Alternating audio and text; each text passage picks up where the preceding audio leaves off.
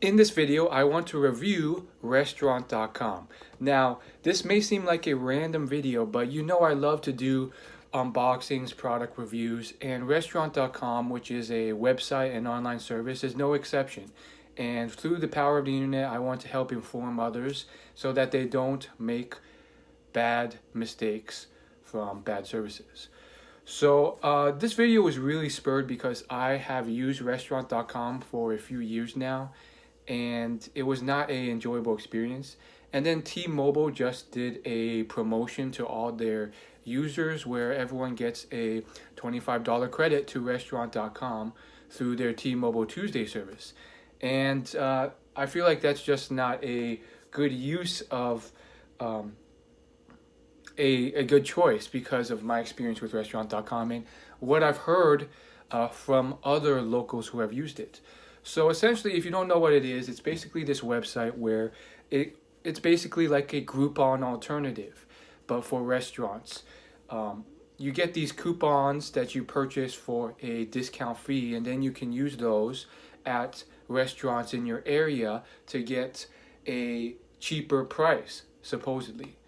Well, essentially, my story with restaurant.com is since my mom, being the Asian mom she is very into bargains and stuff, she somehow ended up spending around $200 on credits for restaurant.com a few years ago. She never ended up using most of them, so she told me to start trying to use them. And for a couple years, I was like, it seems like a hassle. And back then, I wasn't so much a foodie or into restaurants. So, and plus I was on a budget. And even with these like free credits, like usually you still have to spend money at the restaurant. Like it's like you get like, you can buy like a $10 credit for $5 or a $20 credit for $5. But that credit still requires you to spend $10 at the restaurant. So it's ultimately not free. It's just like 50% off if you spot a good one.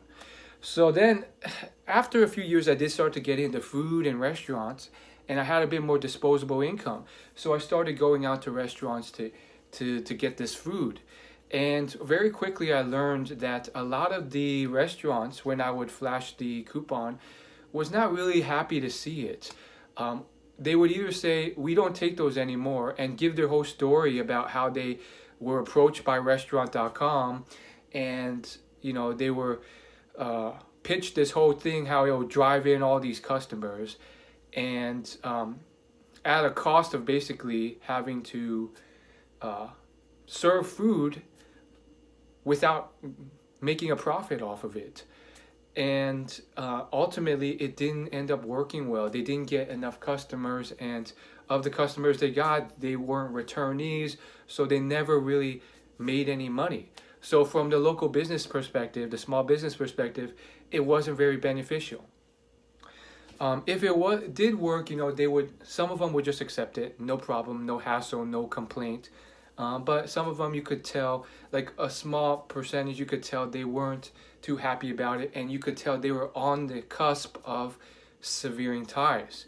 And the thing was, some of these restaurants had bad experiences where they had told restaurant.com to take their website off for a while now, and restaurant.com failed to do it or whatever else. Or they did, and I still had the coupon because I purchased it, and I hadn't used it until then. So it was a bit of experience. Sometimes I would drive out to this thing, and they wouldn't take my coupon, and then have to drive out and find some other arrangement. So there's that. And then of the restaurants remaining on the website that were in my local area, some of them, they weren't good restaurants. Restaurant.com and Yelp and all the other services have these rating systems, 1 to 5 star. And turns out that many of those rating systems scored the restaurant 3 out of 10, 3 out of 5, or 2 out of 5. And if I were to be so lucky as to find one within a 30-40 mile driving radius that had 4 stars or even 4.5 stars, usually the deals weren't that great. Like you still had to ultimately spend like $20 for a deal that was valued at $30 or $35, maybe $40 if you're really lucky. And so even if it was 50% off, I feel like they would inflate the prices. For example, I went to this hibachi place, and it was a $40 value, but it was basically a hibachi meal for $20.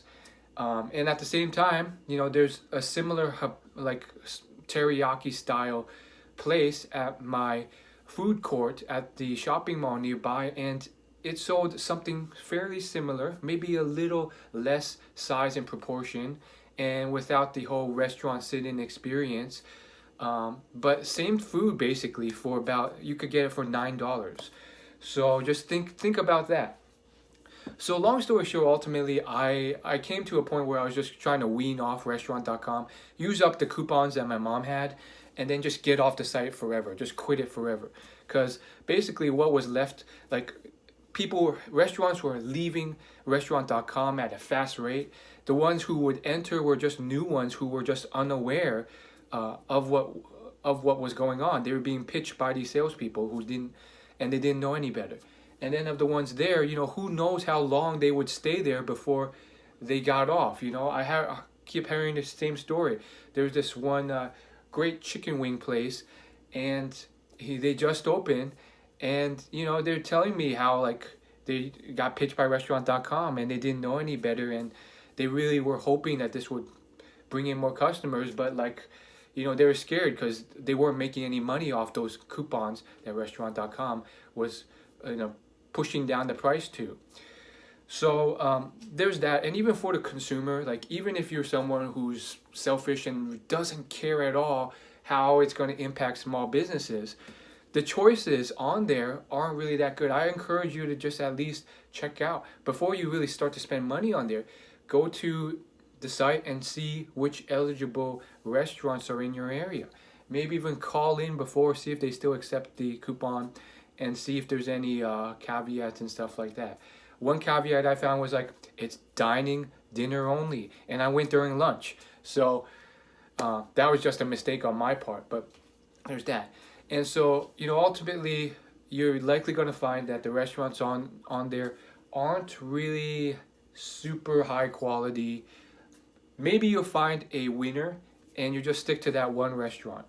But I ultimately ended up trying whatever there was in the area because there really wasn't that many choices. And some of them just weren't that great.